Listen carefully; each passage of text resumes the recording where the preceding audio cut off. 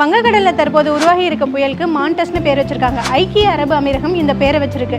இந்த புயலுக்கான அர்த்தத்தை கேட்டிங்கன்னா உங்களுக்கே ஒரு ஹாப்பினஸ் உருவாகும். அப்படி என்ன பெயர்? மான்டஸ்னா புதையல் பெட்டி. 2000 ஆண்டுல இருந்து புயல்களுக்கு பேர் வைக்கும் நடைமுறை இருந்துட்டு இருக்கு. ஆரம்பத்தில் 8 நாடுகள் 8 பேர்னு சுழற்சி முறையில் 64 பேர்கள் மாறி மாறி வச்சுட்டு வந்தாங்க. இந்த நாடுகள் பட்டியலில் 2018 கூடுதலாக 5 நாடுகள் சேர்றாங்க. அதன்படி 13 நாடுகள் 13 பேர்கள்னு 169 பேர்கள் மாறி மாறி வச்சுட்டு வந்தாங்க. அந்த வகையில் தற்போது ஐக்கிய அரபு அமீரகம் மான்டஸ்னு பேர் வச்சிருக்கு.